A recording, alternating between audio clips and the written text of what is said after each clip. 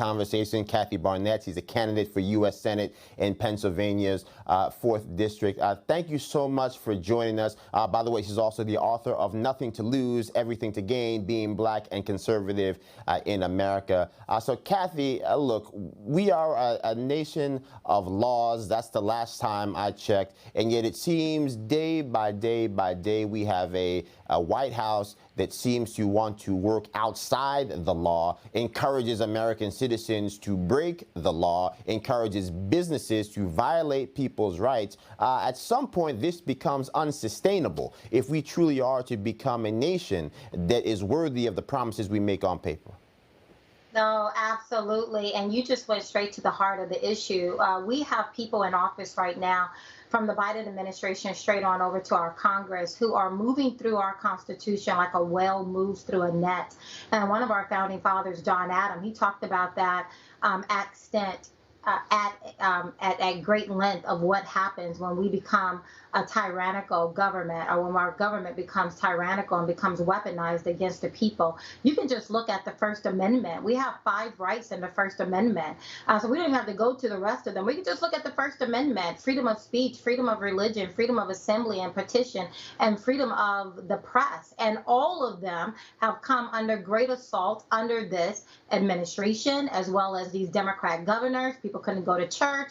They want to close down your businesses. Let's not even talk about January 6th in an attempt for law-abiding citizens who may wanted to have assembled and petitioned their government to pay attention to their voices. So we are currently in, I agree, an unsustainable position where we have a government, one man sitting in the White House who believes that he can usurp the Constitution and our laws and just send out decrees stating of his ideology of vaccinating people. Congress is the one who make laws, but now we have this tyrannical government in place. And to your point, it's very unsustainable. That's right. Now, the White House says businesses should move towards the mandate despite the pause. You didn't mention that before. I wanted to get your response specifically to exactly what White House Deputy Press Secretary Karine Jean-Pierre said yesterday. People should not wait. They should continue to move forward and make sure that they're getting their workplace vaccinated. So, again, just to be clear, right? Again, we just talked to a Texas border agent. We've got hundreds of thousands of people evading capture, crossing our southern border, untested, unvaccinated, unmasked. We've got millions of encounters on that southern border. The U.S. government is not mandating that people trying to cross our border illegally be vaccinated. And yet somehow the burden starts and ends with those U.S. citizens who simply want more answers to questions, valid questions, before they place a drug in their arm. How is it that we have gotten here, Kathy, and what do you think needs to occur to make sure that we can restore some sanity to the conversation and say that people have a right to ask questions and people have a right to make personal decisions? Absolutely. Listen, central to medical freedom is physical autonomy. Right? We call it physical autonomy. The left called it my body, my choice.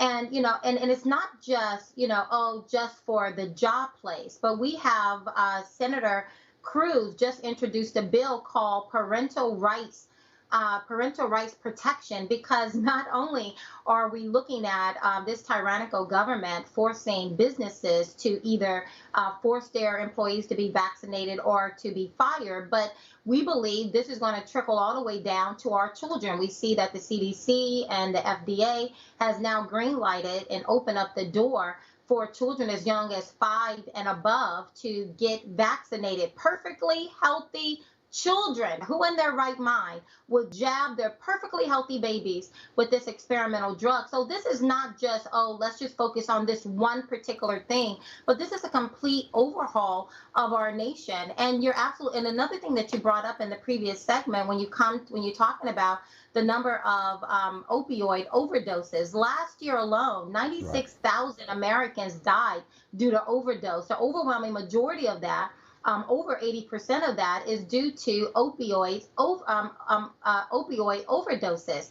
And when you're looking at where we should place our focus, we have some very real issues in our country today. One of them being, to your earlier segment and the point that you made, is that we are experiencing 2 times the death of opioid overdoses versus people who are dying from COVID. So we have some real issues, but we need, as American people, you asked me the question, what do we need to do? Stand up and start saying no. No one is going to give our country back to us. And we cannot continue to look up to the sky and wait for someone to do what is our responsibility to do. Stand up, say no. I refuse. If you want to take the vaccine, take the vaccine. I've never spoken ill of the efficacy of the vaccine. What I am opposed to is the federal government putting their foot on our necks and telling us we like it. We understand if you want to get the vaccine, get it. If you don't want to get it, if you don't want to jab your children with an experimental drug that we have less than a year's worth of data on, don't do it. Absolutely. Well, Kathy Barnette, we appreciate your advocacy. Good, best of luck to you. We'll continue to monitor your race and, of course, the conditions occurring all across this country. Kathy, thank you so much. We'll talk to you again soon. Thank you.